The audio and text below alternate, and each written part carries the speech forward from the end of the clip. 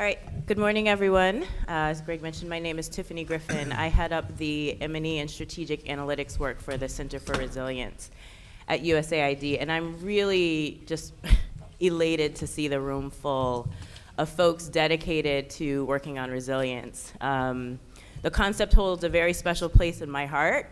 I started working on resilience in 1999 when I was looking for a term to describe why, despite the same context, some people do a little bit better.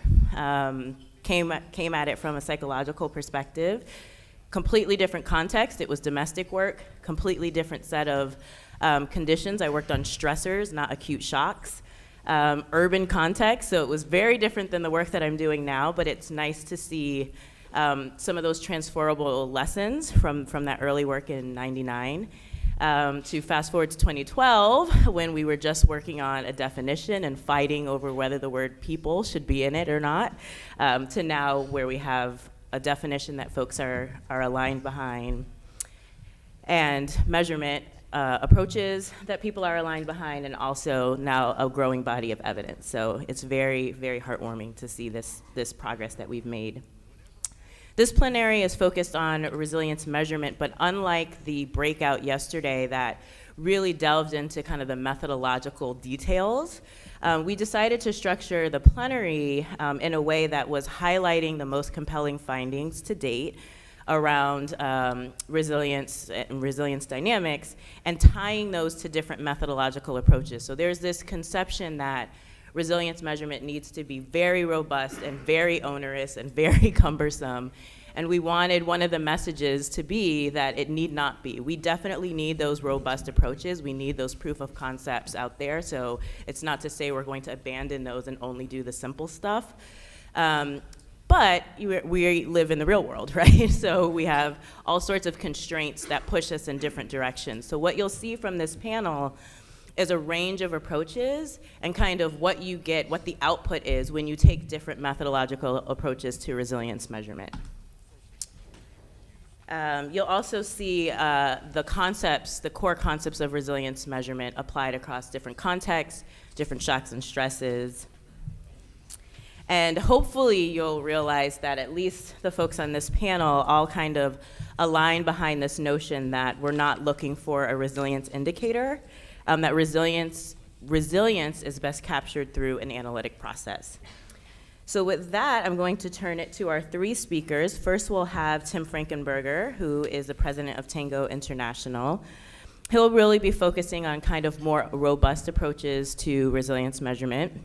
Then we'll hear from Makoto Rico, who's the lead econometrician for the Resilience Analysis and Policies team at FAO. He'll present a number of findings that are using secondary data or existing data.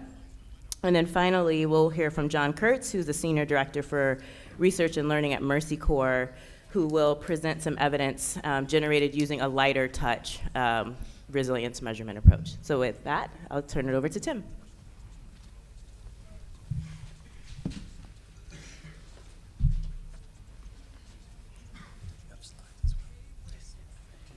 Thanks, Tiffany. So one of the things that's always hard to do in a presentation like this is present 6-7 years worth of work in 10 minutes, but we'll try to. Those of you that were in my talk yesterday, I don't want to repeat everything I said, but what's important is that we're trying to measure what kinds of changes happen over time with regards to food security in the face of shocks, how capacities that households and communities have are used to manage those shocks in a way that allows them to achieve their food security, at least stabilize their food security. It also tries to demonstrate that some capacities are maybe more effective in dealing with shocks than others in different contexts. So we're trying to give you that kind of evidence today. So looking at what we call a deeper dive into the recurrent monitoring system survey work that we've been doing in Ethiopia for PRIME, we were using growth regression approaches as well as positive deviant analyses to try to understand what capacities were really making a big difference in enabling people to manage the El Nino shocks that happened in 2016. And what we found was that timely humanitarian assistance. And I think those of you that attended the Value for Money talks yesterday found this was timely humanitarian assistance, whether it be food aid, cash, or cash voucher work, or hazard insurance, really makes a difference in enabling people to manage those shocks effectively. They aren't turning to negative coping strategies. They're able to keep their assets. They're able to keep their kids in school. They're not dropping them out and actually having them go to work. The other things that really made a difference were building social capital, and those of you that have a chance to attend the breakout session on social capital later this morning might want to attend that, where we look at the evidence. Supporting informal safety nets and community groups that actually engage in, again, it's related to social capital, but the fact that these community groups are providing an informal support to each other as a way of managing shocks. Enhancing the asset base, of course, those economists in the room will be happy to hear that, because assets are always an important thing to try to build when you're trying to build resilience. But ensuring people have access to savings and credit, but also access to communal natural resources as a way to manage these shocks effectively. So these things came out very strongly using both gross regression approaches as well as the positive deviant approaches. The other thing that was important here was that we were looking at data being collected every 2 months over a whole year, trying to look at El Nino as the erratic rainfall was happening, where you had the worst drought in 50 years. So we were using objective data, particularly related to rainfall data, to try to see how are people that have been receiving comprehensive resilience interventions in the PRIME program, how are they doing in relationship to dealing with the drought as opposed to those that did not receive the same kind of interventions. And what we found was we had 40% of our panel data was for people that actually were receiving these comprehensive programming, 60% did not. And what we found when we looked at the regression analysis, that there were a number of these households that had been receiving this comprehensive approach were doing much better, even as the severity of the shock increased. And so we can illustrate this graphically. Those of you that were also in the Value for Money may have already seen this before, but the red line demonstrates the high-intensity households, and the blue line is the low-intensity households. And we can see that as the shock increased in severity, those households that received more of the comprehensive programming were doing much better than those that did not. So this is kind of one of those proof of concepts that we've really been looking for. Does it make a difference to make these kinds of investments to allow people to manage shocks and stresses more effectively? The other thing that we were looking at was livestock deaths. We were looking at, I couldn't put all three on the slide because it's too much, but we were looking at cattle deaths, goat deaths, and sheep deaths. And what we found was those households that were actually receiving these comprehensive approaches actually experienced lower death of their animals, unexpected deaths of their animals, than those that did not. So if you're a herder or a pastoralist, that's an important finding. The other thing that we wanted to demonstrate in looking at data that we collected from Bangladesh was we were trying to understand whether women's empowerment makes a difference in allowing people to manage floods. And so we had a women's empowerment measure that CARE actually had designed. We wanted to see whether or not that made a difference as the flood level got worse. And so again, we were using objective data on floods that were happening in these areas, and what we found was those households that had higher women's empowerment scores actually did much better in managing the flood than those that did not. And this is demonstrated by the next slide. And you can see the green line where we have high empowerment, those people are doing much better in terms of managing the shock than those people that had lower empowerment. So what's important here is that some of these intangibles that we talk about, having increased ability to manage decisions in your household, the ability to have more mobility, these things make a huge difference in creating opportunity for people.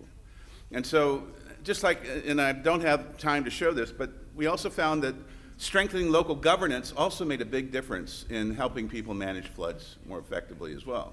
So these kinds of investments, these systemic investments, these investments on trying to change norms in society make a huge difference in improving resilience in these places. Thanks.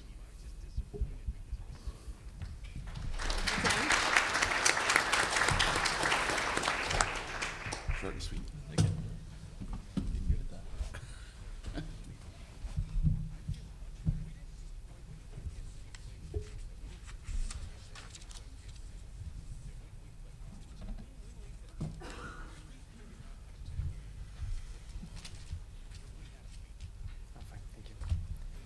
Okay, good morning. So this is Makoto Rico from FAO, and I thank you all for being here. So what we're going to see today is how we in FAO are implementing our resilience measurement using secondary data sources.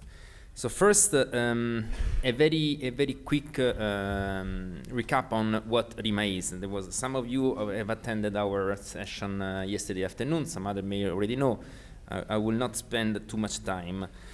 RIMA is, and I promised my boss not to mention any equation, any fancy stuff. But it's early in the morning. Usually it was in the afternoon. Okay. First, RIMA approaches measuring resilience in a direct and indirect way. So we are using a mix of latent variable models and regression analysis. Why? Because we realized that we wanted to be consistent with what we've been doing in the last 10 years. We wanted to achieve the capacity of doing causal inference on what we are looking for. And that is, at the end of the day, the capacity of people to bounce back to the same level of food security as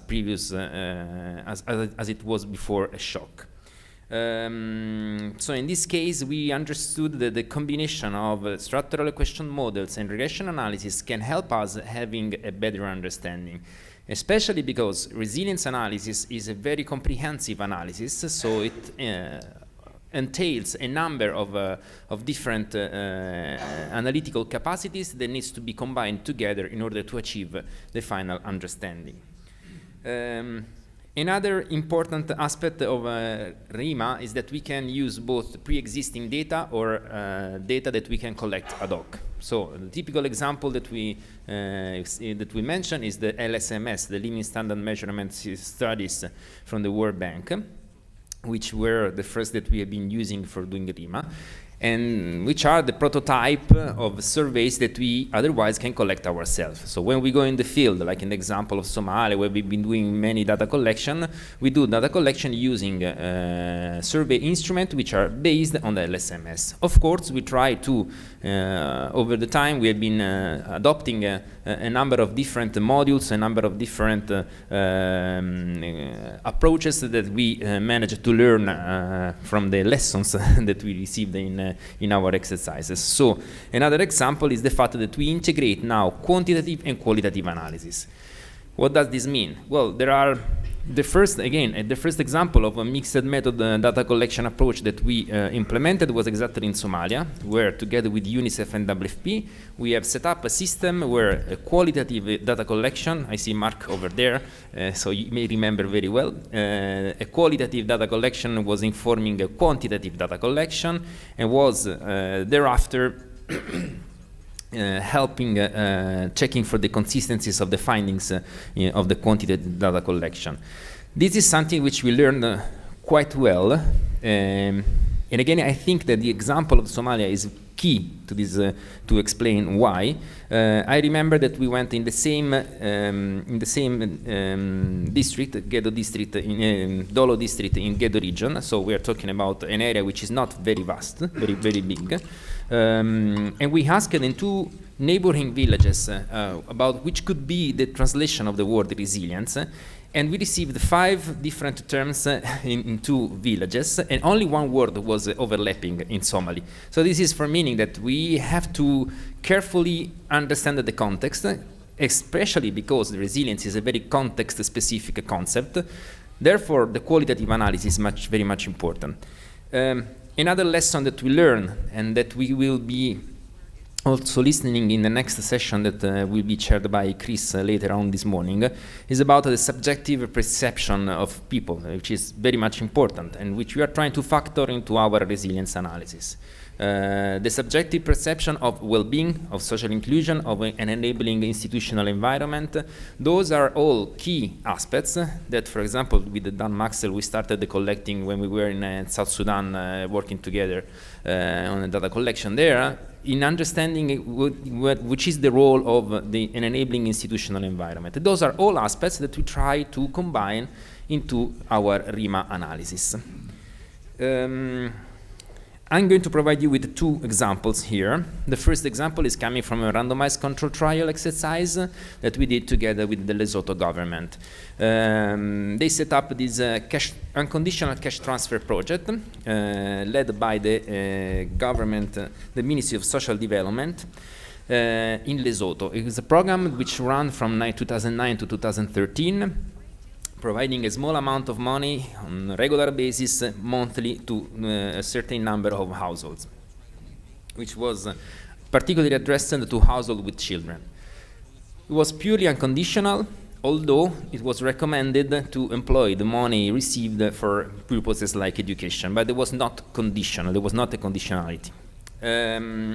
We collected together with the Ministry of Social Development and together with colleagues from the Bureau of Statistics, data sets at baseline and a follow-up. The final panel data was for a total of 2,150 households, and there was a low attrition rate, so we managed to employ these as a first study. We are finalizing a paper together with Professor Paul Winters on demonstrating the impact of this cash transfer project on resilience, and we are employing RIMA as a resilience indicator.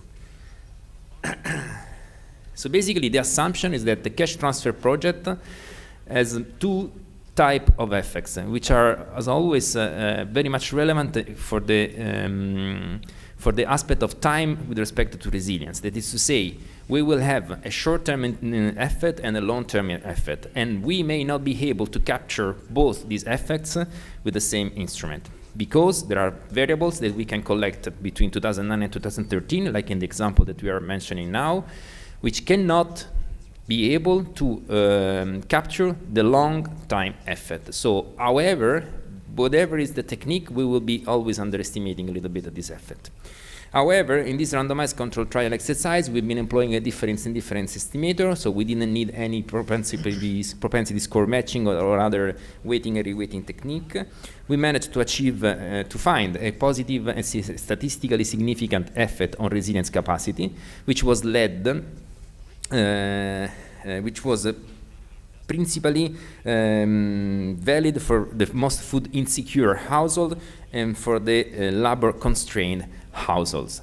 This positive effect has been achieved through the increase, of course, of cash transfer, available for the households, which were translated in the purchase of productive assets, which ultimately increase the resilience of the mentioned households. A second example that I will provide you with is an example from Mali. In this case, we adopted a pseudo-panel approach. Why is that? Because we were using, again, a secondary data collection, secondary sources data. The data is a mix that you see here. The first set of data are coming from multiple indicator cluster surveys, while the second one was a bigger data set collected by the National Bureau of Statistics of Mali in collaboration with the World Bank. So there were two completely different data sets. Just to make a long story short, pseudo-panel combine two data sets which are not supposed to be comparable because it's pulling together two groups of people which are not the same. So a real panel data is interviewing 2 times the same person or the same household, twice over time. With the pseudo-panel, you are interviewing people which are different, and you find a way to, however, compare the two groups using some key characteristics of the households to pair the people. So it's like if I, just to give you an example, if we pull all the people that we have here in the room and we pair one person with another based on some key socioeconomic characteristics. So I'm 43 years old, I'm married, I have a boy, I have a PhD in econometrics, and I work for FAO. We find someone else who is, who could be, right? Is that clear? So, okay. So about this, basically what we managed to find is that the study was conducted on the two problems that they were present in the north of Mali. One was the Tuareg rebellion, and the other one was the eruption of Al-Qaeda in the northern region of Mali. And we managed to demonstrate that there was a negative effect on resilience due to the reduction of the access to basic services and to the reduction of the assets. Especially, there was a reduction in the access to water and access of toilet and sanitation facilities, and there was a reduction in durable assets, which is very fundamental for helping addressing the first emergencies that are coming from a conflict like this one. Okay, I go for the conclusion. I just want to mention two last messages that I would like to say. I think that as a community, we are seeing in these days, and between yesterday and today, we've seen all the efforts that we've been doing in trying to arrive to a point where we can say that we are reasonably measuring resilience, and we more or less are trying to harmonize the different tools. I think that we also have a task as a community of practice. We do not have to oversimplify a complex concept like resilience. And at the same time, we need to provide people in the field with tools that are easily adoptable by the people. So we have been working with many countries. We know that, as Baffo was saying, we need to build up on the capacities that are already existing in the field. We need to arrive to a point where we together define the possibility of having people in the field doing RIM analysis themselves, supported by us, together with us, but not led by us. It's something which needs to be much more interactive. So the institutionalization of the process involving National Bureau of Statistics, involving the governments, involving the ministries, is key for achieving this result. Another possibility, another thing that we need to consider is involving universities. We've been talking about this many times with many of you, creating a network of universities that can help people from the field doing the resilience analysis, which is key because they know the situation and we don't. So that's fundamental. Another possibility is also on data sharing. We've been discussing many times. I don't know if there is Katie here around, but we've been discussing many times about creating a sort of a pool of all the data that we were collecting together. I'm mentioning Katie because we discussed about this regarding Somalia, the possibility of pooling to sharing together the data, which is fundamental for moving from what we said yesterday. So we started in a moment where there was no data. Then we managed to group a lot of data. And now we have to move in a moment, we were discussing also with Mark, where we need to provide evidence, to create evidence, to improve our analytical capacity for better understanding resilience and the dynamics of resilience and all the aspects of resilience. And I conclude here. Thank you.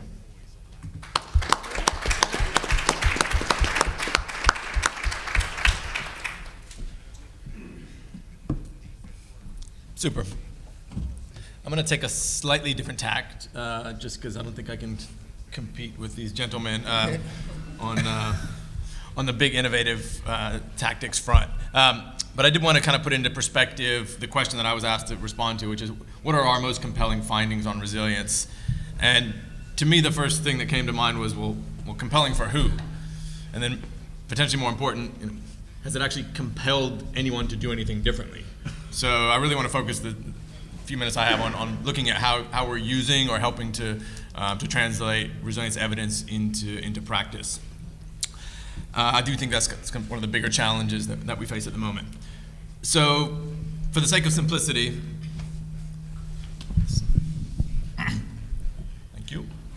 Let's just say we have two main audiences that we're trying to reach with our research and evidence. On the one hand, we have policy audiences, and the other hand, practitioners for the moment. From our side, we really have privileged policy audiences in terms of most of our research and analysis, especially at a global level. And really, tried to go after some of the questions that they have, which are, why should we invest in resilience? And when you do, does it do what it claims to do?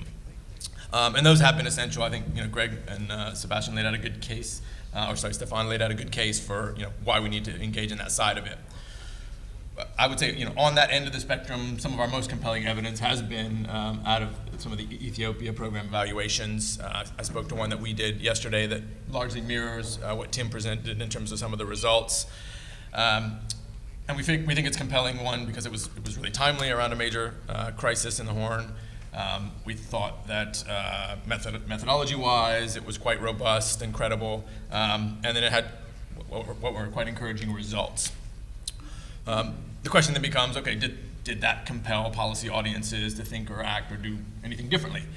From our side, we certainly have been able to use it here in DC to advocate with legislators and appropriators on defending or trying to expand some of the key pots of U.S. government funding that go towards resilience-type programming. So we feel like we've been able to kind of help make the case for it that way. We never know exactly if that's translated into actual change, but that's certainly as close as we feel like we can get to use from the policy side. So that's a good example, but I think we want to make sure that doesn't overshadow this other main audience that we're increasingly hearing from, which is the practitioner side. Right? Our job, especially as an operational organization, is also to channel research to help, in our case, the dozens of field teams that are struggling to translate this concept of resilience into improved programming. And we're being asked constantly, how research and analysis and assessment can help them do that. So it kind of came to light quite seriously for me last week. We had a number of our key resilience programming and M&E people in town trying to take stock of where we were, both in terms of measurement as well as what we're learning from it. And listening to them last week and then spending the last 2 days with this group, it's pretty clear to me there is a disconnect, right? We have what we are generating, and myself included, isn't always being translated into the forms or answering the questions that some of the practitioner audiences have on how do we do things differently and better. So as an example of the PRIME study, we felt like this was one of our better pieces. Our team certainly in Ethiopia have used it as a proof point, but it didn't really get at their key question, which was, what should we be doing more or less of specifically to be able to enhance resilience, right? So I want to walk through an example of where I feel like we've been able to make a little bit of progress on that track. And it actually, is a much more difficult path, I find, than some of these broader questions that we're going after on the policy level. And it has really required us to move beyond sort of identifying and building understanding of these broad resilience capacities into getting really into some of the nuance of what are often fairly specific technical areas. And I'll take the example of financial services, just because I think it helps illuminate the case for us. So early on, some of our studies, as well as others, have pointed to financial inclusion as an important resilience capacity across a number of shocks, disasters, drought, conflict. So great, we see this as important. All the financial inclusion people say, of course. And then they come back to us and say, yeah, but not all financial services and products are created equal, right? We have a huge diverse toolkit that are some are relevant for mitigating risk, some are useful for recovery, and all things in between. So what those technical people have pushed us to do is to really refine our research to try to unpack some of those questions of, okay, which services and products in the financial realm, under which circumstances, for which populations are most likely going to contribute to resilience. So through some more targeted research that has been largely more observational, case study based, dare I say, purely qualitative sometimes, we've been able to uncover what we think are some pretty useful specific insights. And I'll just give a few to give some color. So one was a takeaway that for example, informal financial services, which we tend to sort of disregard is not the best route, or at least I had, tend to be much more important in the immediate aftermath of a disaster. So this is relying on local savings groups and others that are still physically present, as well as being linked to the social networks that people first rely on in those response situations. So that's one insight. Another one is just around a lack of trust in financial institutions generally. And again, this gets back to a bit of the social network analysis that we've done, and seeing that the products may be right and they might be targeted, but people really are not aware of or trusting of those institutions. Similarly, we've seen that in the case of major droughts, that businesses may be better consumers of, let's say, disaster insurance products than individuals, because they're more vulnerable to bigger losses. So a lot of these kind of detailed, potentially kind of niche findings on that topic have been the ones that we found have been able to translate into change practice.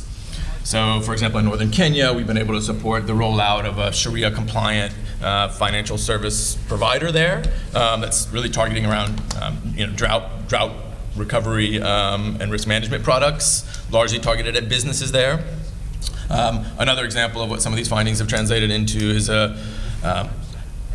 I'm going to get this wrong, but it's a liquidation facility for MFIs in Indonesia that essentially is providing capital during major disasters so that those institutions can continue to function and serve affected populations. So again, these aren't sort of findings and insights that are generated from the most sophisticated methods, but they're the ones that we've seen really responding to some of the key questions that program managers and designers have. And I guess the bigger point I'm trying to make is that, oftentimes it's the utility of the research and the questions that we're going after that are potentially more important than the methods that we use to answer them. Or put in another way, it's more of the relevance than the rigor that, if we're going after these programming audiences, we may need to prioritize. So just to kind of wrap it up, I'm not putting this all out there to say that this is where we should all shift and now focus only on these audiences and issues. Certainly as Mercy Corps, we're going to continue to try to go after some of the bigger questions, cost effectiveness, things along those lines.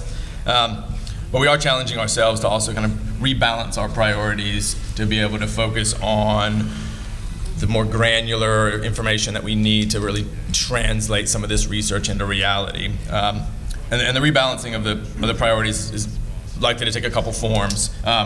One is it's focusing on moving away a bit from getting kind of very precise answers to potentially general questions to getting good enough answers to some very specific questions that we've been that people are putting forward. And then the other that I think we've talked with many of you all on is really moving from a phase where we're investing upfront in a lot of research generation towards more into translating that into forms that support decisions around programming. I just want to make a plug. There are groups out there that are working on trying to bridge these divides. The Community of Practice on Resilience, Evidence, Measurement, and Learning that Rockefeller has initially stood up is one group where it's explicitly designed to work on this divide, so we'll be engaging with them on that. I know many of you all are part of that. So encourage people to kind of walk on this journey with us, because I think it'll take everyone. Thanks. Great, thank you to the three panelists. So I'm going to take about 7 to 10 minutes to summarize, reflect, and also raise up and clarify a few things. And then let me turn my timer off. And then we'll open it up to about a half an hour-ish of question and answer, 20, 25 minutes. So first, just a couple clarification points on Tim, your presentation. So one, you talked about the RMS, which collected data every 2 months for a year. I wanted to make sure folks in the room knew that that instrument, in the midst of a shock, so there was a drought occurring, was about 10 minutes long, right? So we're not advocating to go into households and collect 3 hours worth of income consumption data while people are managing a shock, right? You right size and use the right approach for the right question. So we've also applied the same methodology in Somalia using mobile data. So there are ways to, again, right size it for the context, and right size it for the situation. So I just wanted folks to make sure folks knew that. Tim, you also talked about deep dive. So this is an approach that I'm going to just be pretty blunt about. USAID doesn't tend to do, right? So we collect our data, we have a set of questions that we go into the evaluation with, we answer those questions, and or we're doing these kind of big monitoring surveys where there aren't really questions even driving it. It's kind of looking at point estimates over time.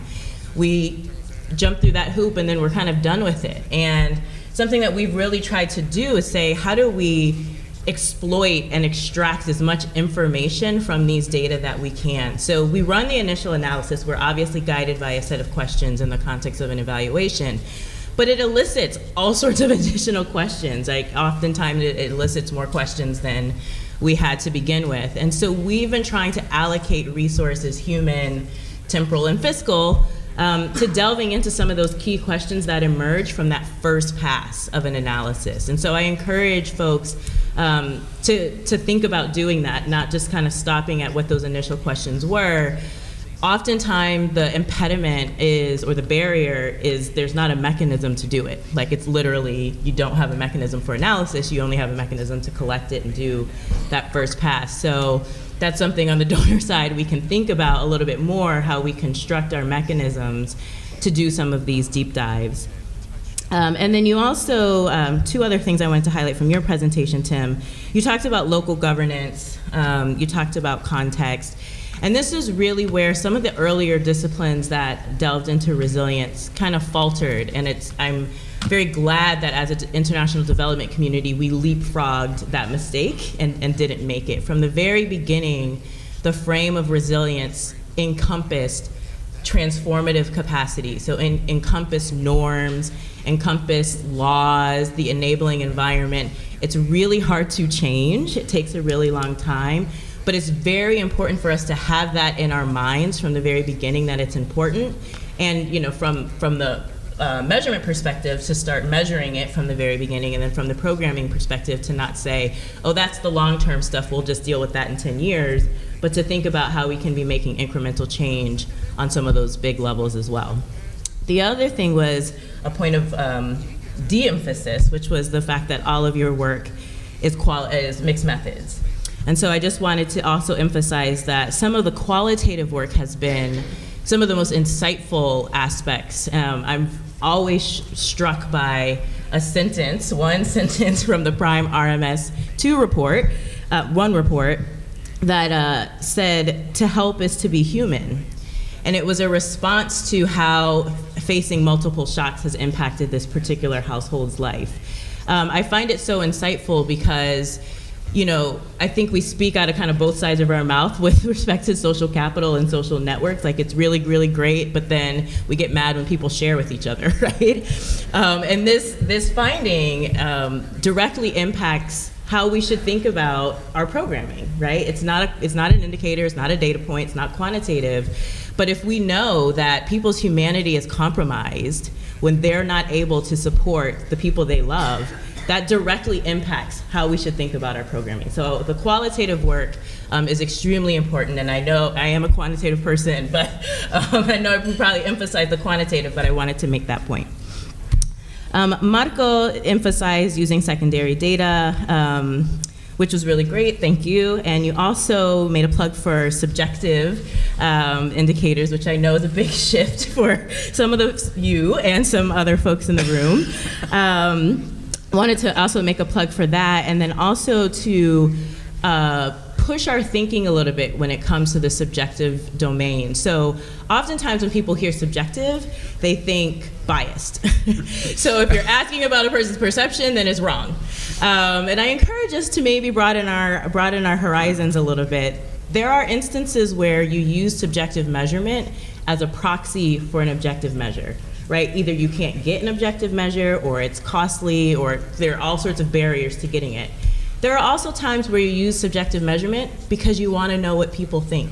You want insights into their mental models, not as a proxy for something objective, but to understand their point of view, because that acts as a proxy for how they make decisions, how they behave. And so when thinking about subjective measurement, I encourage folks to think, what's the utility of the subjective approach, and then to proceed accordingly, not to just equate it with bias. And then you also emphasized a pseudo panel, which the only point I wanted to make there was sometimes we can't do an RCT, AKA more times than not, we're not able to do an RCT, and that's okay. We do the best that we can with the information that we have, caveat it, and then proceed, right? Like none of these approaches in and of themselves are the golden ticket, but we're still trying to push the needle forward. John, thank you for your distinction on compelling for who. From the policy perspective, I will say it absolutely has been compelling from USAID's perspective to have actual evidence, not pontification and conjecture. It's been compelling in the case of making, the case for resilience in the context of the Global Food Security Act.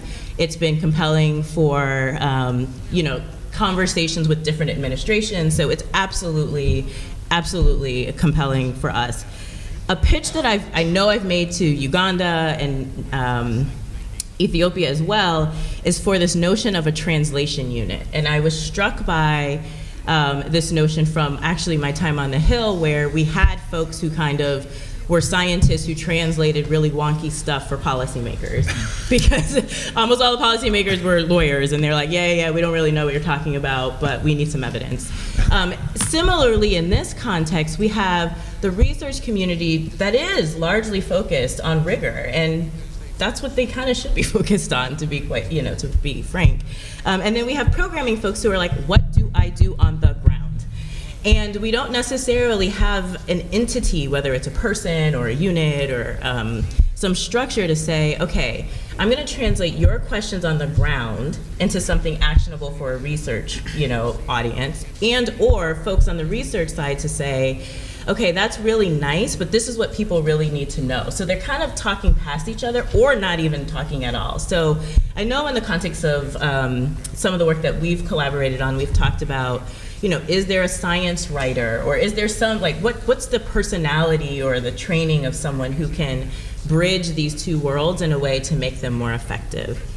The other thing that I wanted to just say is that it's not that the big questions need not inform the nitty-gritty. And so I'll give an example. We were talking to, I don't remember the mission, but talking to some folks around social capital, and someone said to us, yeah, that's great, but I'm an economist, how do I program to social capital? And it's still like, the comment was generated by one of the big questions, right? Like social capital matters. We keep hearing social capital matters. But we were able to say that, there are some things that we can tell you now. Maybe we can't get into the exact intervention, but there are ways to perhaps, structure your VSLAs in a way that incorporates a mentoring component and also enhances belongingness needs or whatever, those types of things. So it need not be such a stark dichotomy, I guess, is my only reflection on that.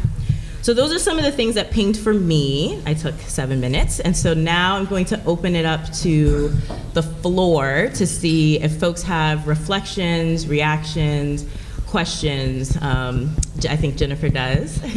So maybe we can start there, collect a couple, and then just do a few rounds of Q&A.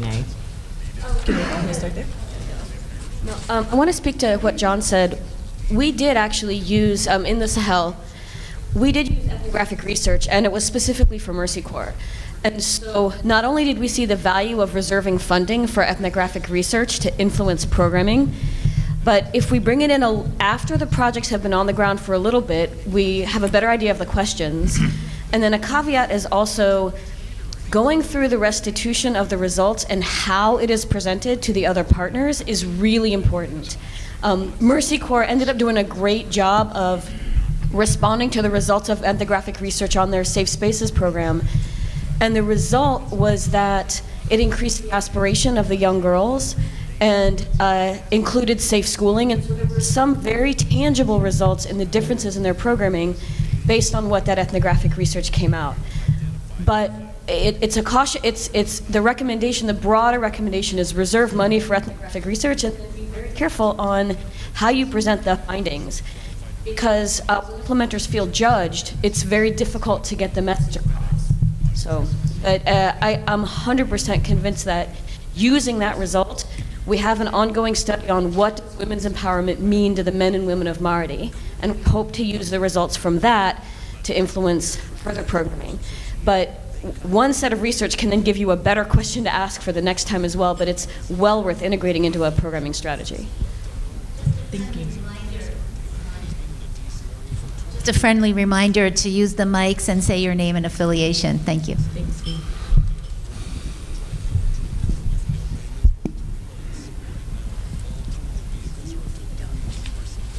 Hi, I'm Zaya from USAID Ethiopia. I have a question for Tango's study.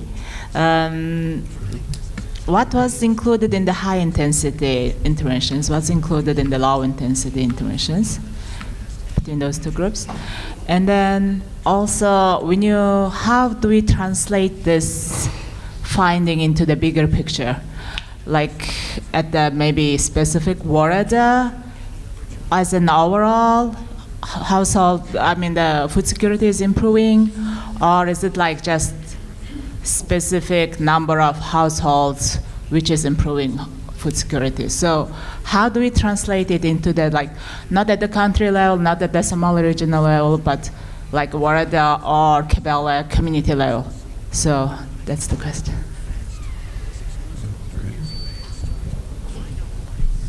Other questions, reflections, reactions? We can take a couple. Andrew? Andrew Shepherd, ODI.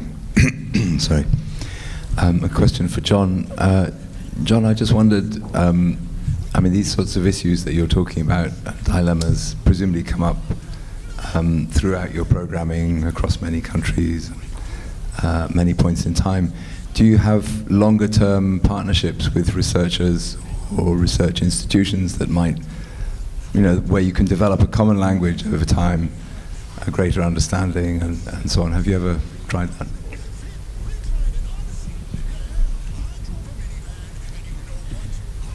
We have a couple from online as well.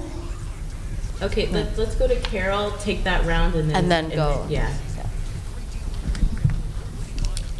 Good morning, my name is Carol. I'm from the USAID Nepal mission. Tiffany, I really appreciate your comments right at the end where you were talking about what's the difference of, it's like the difference between the researchers and the practitioners, where on the ground you really want to get things done, you want to start moving things forward. We also talk a lot about how resilience is context specific. So how can we take lessons learned from different research studies? So for example, especially the findings in Bangladesh are extremely compelling to me, women's empowerment being a specific entry point for building resilience. At what point do we go in with strong programming versus data collection and analysis on some of these things that we see working in multiple contexts? So I'd just like to just get some thoughts from the panelists on what's the balance between that, between research, proving the concept, proof of concept, and then also implementation. Which comes first? What steps should that go in? So just general thoughts on that, please. Okay, thank you. Tim, do you want to respond to the first question?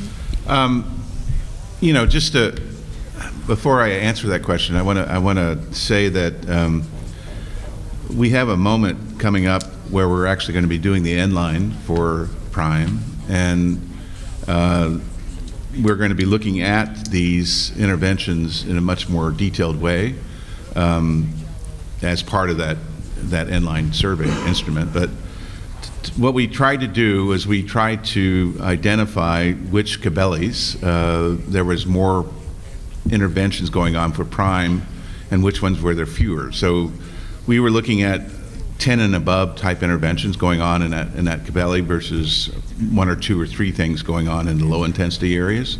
We've set up a similar kind of design in the RISE program in West Africa. The theory is that if we are working on all of these things at the same time, the transformative capacity, the adaptive capacity, and the absorptive capacity, we should see a bigger impact on people's ability to manage these shocks and stresses than if we're only working on a couple. And so some of our data from the deep dive actually is showing that, and so we're encouraged by that, but are more excited about having the 3,200 households that we're going to be surveying in the Inline and really taking a real good look at that. So, you know, I think for us, if all goes well and we don't have any bad things happen in Ethiopia, we're hoping that this next round of analysis will really be provide a lot of insights on this resilience measurement stuff.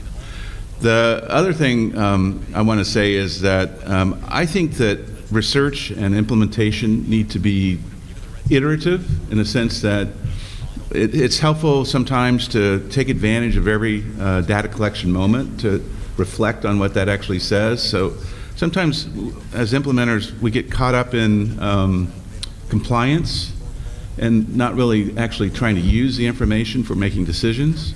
And so every time that we collect a baseline or we collect a midterm or an Inline or any of these recurrent monitoring activities that we're involved in, we try to learn from it in such a way that will actually influence the way we think about programming. And I'm an anthropologist by training, so ethnographic research is very important to me.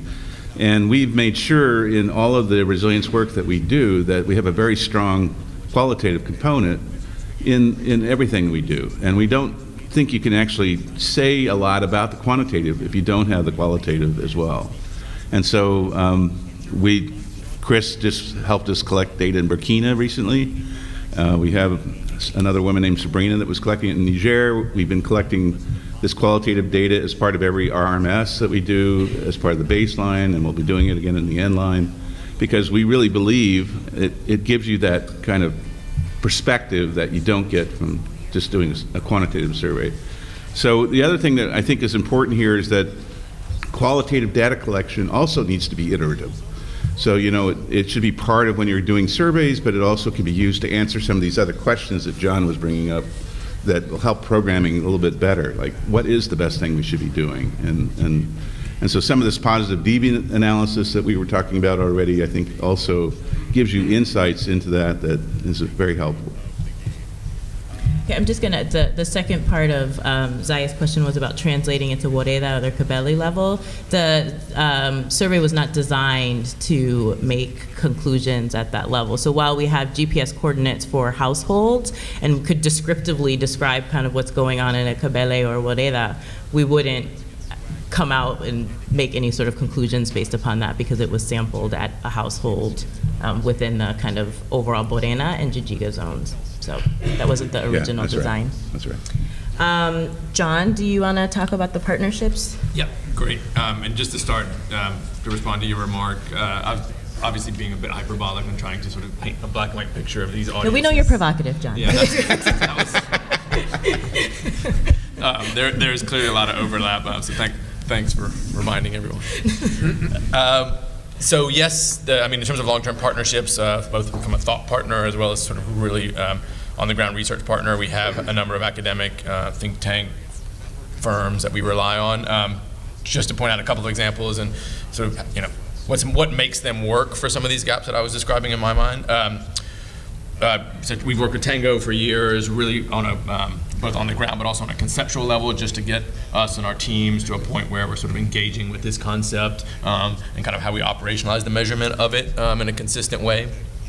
On the field side, I'd point to the work that we've done with Feinstein Center at Tufts. So Dan and others there have worked multi-year kind of research agendas with us and some of our bigger programming. And I think what's really made that work in terms of translating into utility on the ground has been a combination of strong methodologists clearly as researchers, but really this context knowledge to take those findings and try to figure out, okay, what does it mean in northern Karamoja when we say social capital is an important capacity. So I think those are some of the qualities that make those partnerships work.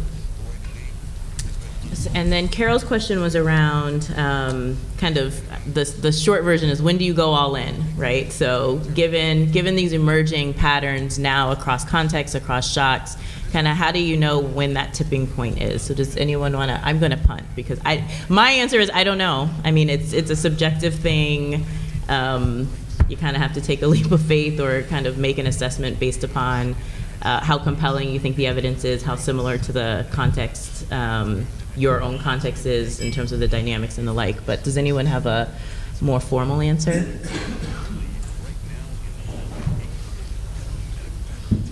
Maybe we can put it on the back wall of questions and can think about it.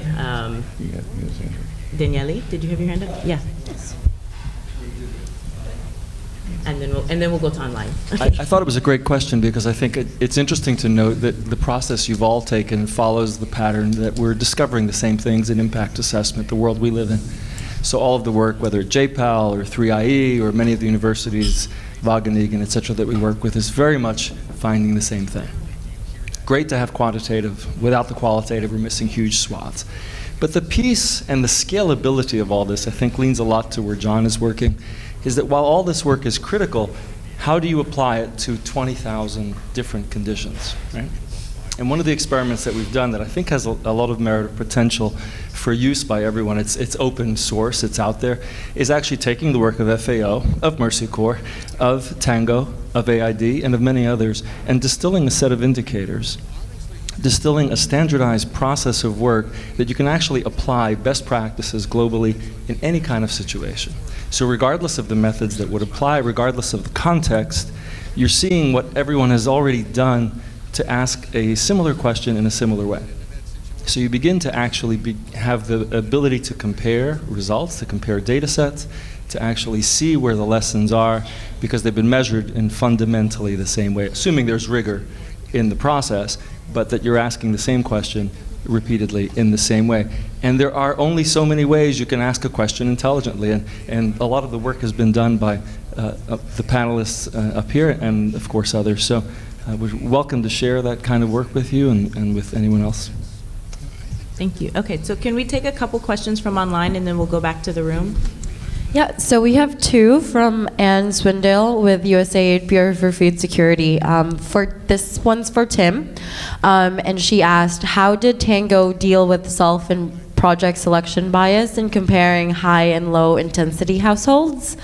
And then for Marco, I think, given that it usually takes at least a year for LSMS data to become publicly available, how useful is on-the-ground qualitative data collected a year or more after the secondary quantitative data were collected? Thank you, Anne. Well, one of the things that we've been doing is we first attempted to have the Mercy Corps staff help us decide which Cabela's they were going to more likely concentrate more activities in, which ones they were not. But as we were collecting the data, we found that different circumstances actually led to some Cabela's that they thought were going to be high intensity actually not being high intensity. Other ones that were going to be low intensity ended up being high intensity. So we actually used the real data from the Cabela's with regards to which interventions go there instead of sticking with what we originally had chosen. So we think that that helps take care of that selection bias. And just to add to that, so at baseline, households were chosen and were matched using propensity score matching. The matching didn't hold over the life of the project, as often happens. During the second RMS, as opposed to just using those original designations, which would have been not a very rigorous approach, they went with actual data, so went back to Mercy Corps to say, actually, where were the concentration differences, and then ran a set of descriptive statistics to see what the differences were between the two groups. So there were actually differences between the two groups, but in the opposite direction than what you would expect. So households that were in the high intensity groups were actually worse off. And so the targeting was almost as if kind of Mercy Corps said, let's work with the most vulnerable and really concentrate our interventions there. So the fact that you see the stability of well-being in those households that were worse off at time 0, so at that first data point, makes the finding even more compelling. So oftentimes when people ask that question, they're like, yeah, but what if the low intensity households were better off in the beginning, so that you're really just tapping into kind of differences in where people were when you first started the data collection, but actually they were worse off at the first time point. So just to add a little bit more. So thank you for the question, which is very very well asked. Unfortunately, sometimes for the LSMS to be publicly available, it takes also more than 1 year, and so that's a very relevant question, and it's a very relevant problem which applies also to when we do data collection ourselves, because between the moment where you do data collection to when you finally get to a final report, it can take long. So basically, it is still valid. It is still important to get information from data sets. In the example of the Lesotho case studies, I think the 2 data sets are 2009 and 2013. So it's quite outdated. But certainly, if you have to do something which is much more rapid, you need to use other tools. That's what we are also developing. So rapid assessment tools, which can still build up on existing econometrics and quantitative big data collection. But we need something rapid, and we are developing this in Somalia for doing rapid assessment tools, which can be implemented in the field by agents just passing through a village and things like this. Those are other instruments that we need to have, because otherwise they cannot be relevant for a rapid assessment and therefore actions. Okay, so let's take one more round from in the room. We're not going to be able to accommodate everyone, but the panel will stay up for folks who we don't get to. So let's take 3 more questions. And I'm not picking, I'm going to let the people with the microphones pick so that no one gets mad at me. Okay, so I will start since I've been given the mic. Chris, go ahead. Maybe something for the panelists, which have not been talked too much, and I haven't seen any panel session on it, but I would like to know from their long experience, what have we learned in terms of the multi-scale nature of resilience, and if they have found some interesting result when they try to compare the resilience at the household and the community level. Is there some form of relationship? Does it mean for a household to be resilient that systematically we need to have a high resilience at the community level, or is the resilience at the community level simply reflecting the resilience at the household level? Have they some interesting result on those? Thank you. Number 2, who has the second mic? Yeah, Nathaniel Scott from USAID Ethiopia. In the urbanization discussion yesterday, we talked about how in the urban context they seem to be doing a lot of systems measurement and not really getting down to the household. It's a little bit of the reverse when we get to the rural context. We're always drilling down to the household level, but we're not really doing systems level measurement. So I'm wondering from the panelists how much we can do that, because if you're always having that target being on the household, we're not, say, measuring how well the Regional Water Bureau is doing at maintaining those systems. We're not measuring how well the health system or the education system's reacting to shocks. We're only targeting that at that household level. I sometimes think that the implementation follows how we measure. So I'd like to hear some thoughts on that. The only other quick thing is, how much have we looked at the overlap of activities as well? In Ethiopia, we've seen the Productive Safety Net program, when it's been overlapped with the community-based health insurance program, 2 large social sort of support programs. We've seen some positive externalities coming out of that. Otherwise, it increases in households accessing alternative livelihoods and decreased indebtedness. So I'm wondering how much have we actually started to pinpoint when that overlap is important with certain activities. Thank you. And number 3, who has the third mic? Hi, I think that's me. I'm Kate McKee with the Partnership for Economic Inclusion, which is a graduation partnership. And the question I have is about behavioral research, and the behavioral framework, and the extent to which that's influencing. Can you get the microphone closer? Sorry. Sorry, behavioral frameworks and research and techniques, and the extent to which that's influenced the resilience field, either in how you're approaching, as you said, the subjective or bias part, and also on the use of nudges or other kinds of behaviorally informed interventions. Thanks. What was that word? Nudges? Nudges. Like nudges? Okay. Nudges. Okay. Yeah. All right.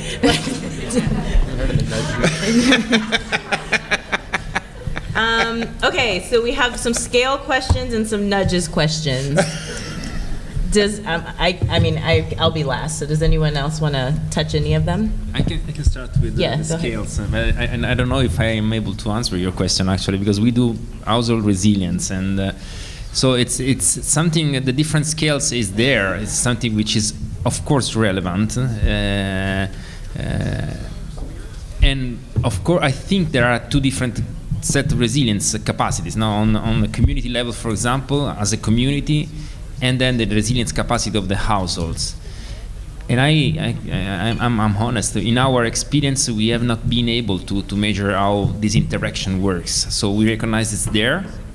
We recognize that there must be something relevant, and we should understand, but for our experience, it's much more focused on household resilience, so we don't know how, honestly, how to integrate these two type of analysis.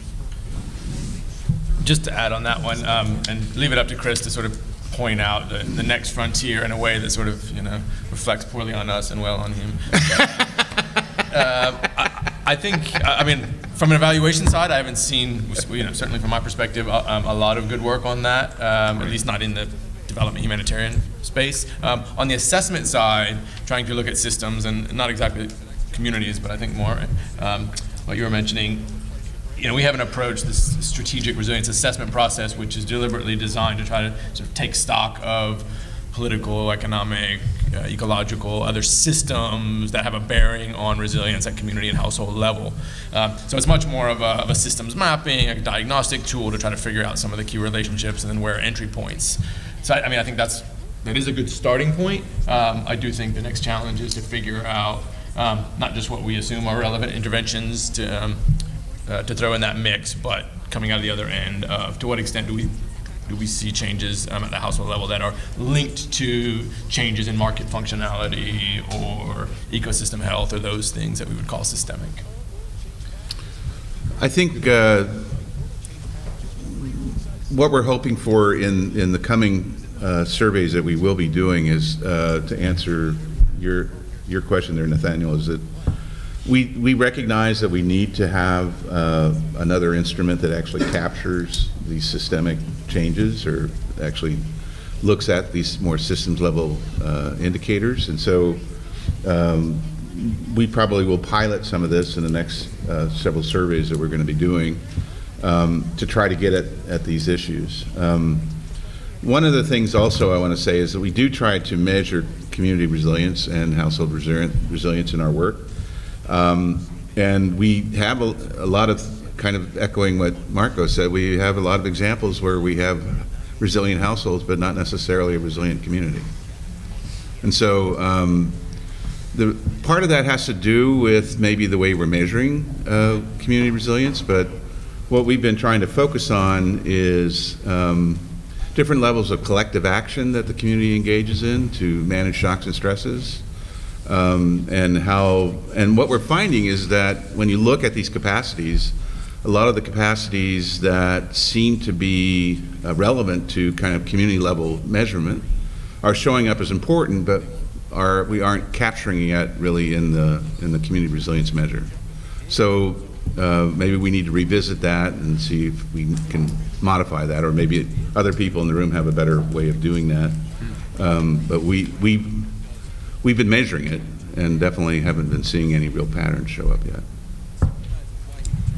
Now I'll close this out. So yeah, you made my point around the measurement. Around community resilience, I'm not confident in terms of making any conclusions about what's emerged from that work because I don't think we have the measurement right. I think we've kind of teetered between collective action and then also conflating transformative capacity with community resilience, and so we need to get some clarity there, and then also just kind of get the measurement right. So I don't think we're there yet. On the systems side, with respect to measurement, I don't want to. I know it makes program folks cringe when we say things like we need more conceptual clarity, but we do, right? So on systems, the examples that you gave, another person in the room would be like, those aren't systems examples. That's like whether service provisions are actually working or functioning or whatever. So we don't know what we mean by systems resilience, to just be very blunt.